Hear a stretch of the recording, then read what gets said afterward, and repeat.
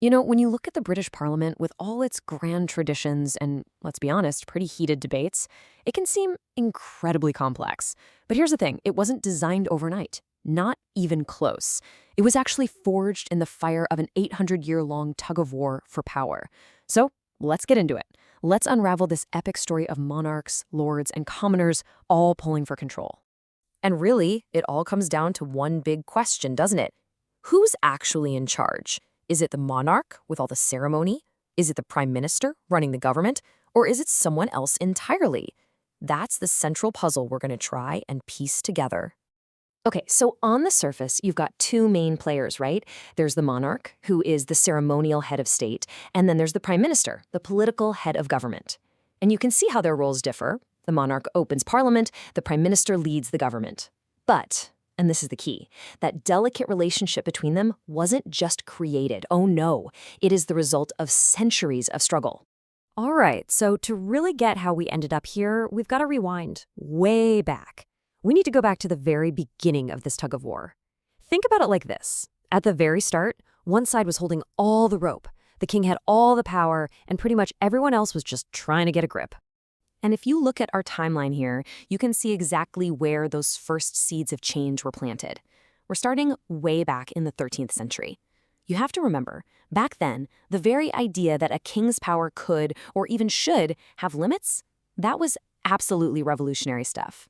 And this is the first major pull on that rope. In 1215, a group of fed-up nobles basically forced King John to sign the Magna Carta.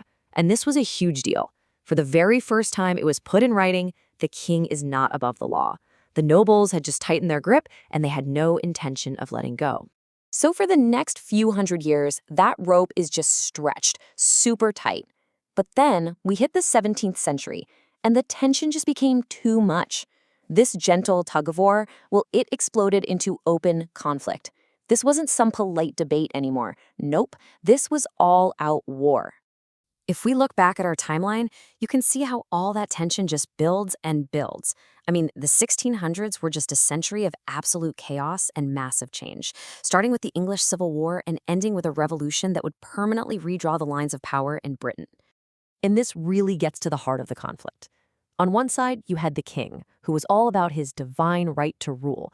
Basically, he believed God put him there and his authority was absolute. But on the other side, you had Parliament demanding things like control over taxes and a stop to people being thrown in jail for no reason. These were two completely opposite visions of power. Something had to give. That rope, it was about to snap. So, what's the takeaway here? Well, after all the dust settled from the Civil War and this so-called glorious revolution of 1688, there was a clear winner. And that winner was Parliament. From this point forward, the monarch could only rule if Parliament said it was okay. The whole game had changed, forever. Okay, but here's the thing. Once the king's power was put in check, a whole new struggle started up. This time, the tug-of-war was happening inside Parliament itself. Now the question was, who actually gets to speak for the nation? Is it the wealthy, unelected nobles, or is it the common people? For a very long time, as you can see, all the real power was concentrated right here, in the House of Lords. I mean, these were guys who were there because of their family name or their job in the church. You had life peers, bishops, hereditary peers. Nobody voted for them. But just across the hall, something else was happening. The House of Commons was getting stronger and stronger. These were the elected representatives, and as the country modernized, their claim to represent the actual will of the people became, well, impossible to ignore. A whole new team was starting to grab a hold of that rope. And this part of the timeline, this is the real turning point. Over the next couple of hundred years, you get these huge reform acts that slowly gave more and more people the right to vote. It all culminated in 1928 with universal suffrage. And just like that, the House of Commons, now backed by millions of voters, had the strongest grip on the rope, by far. So, after this epic 800-year-long contest, where did we land? Let's take a look at the system we have today, because it's a direct result of all those historical fights. And here it is. This is what it all built up to. A really delicate system of checks and balances.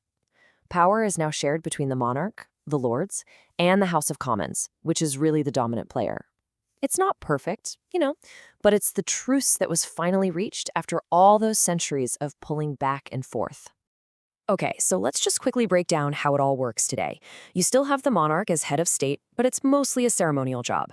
The House of Lords is still there, and their job is to review and suggest changes to laws. But the real power, the legislative muscle, now sits with the elected House of Commons. They pass the laws, and they choose the prime minister to run the government. And here is a look at how they all work together to actually get something done. A proposal for a new law, a bill, gets introduced. Then it gets debated in both the Commons and the Lords. They pass it back and forth, making changes until they both agree on the final text. Then it finally goes to the monarch for that last ceremonial step. It's called royal assent, and poof, it becomes a new law. But, and this is so important, that tug of war, it's never really over. New challenges are always creating new tensions. In our modern era, really complex issues like devolution, that's giving more power to national bodies in Scotland, Wales, and Northern Ireland. And, of course, things like Brexit have added brand new, super complicated knots to that rope. The struggle is always evolving. Which, of course, brings us to a big, lingering question for today. You've still got a House of Lords that is mostly unelected, but still has influence. So a lot of people ask, is the system really as democratic as it could be? Should the Lords be reformed, or maybe even abolished? That 800-year tug of war is still going on. And honestly, who knows who's going to give the next big pull on that rope?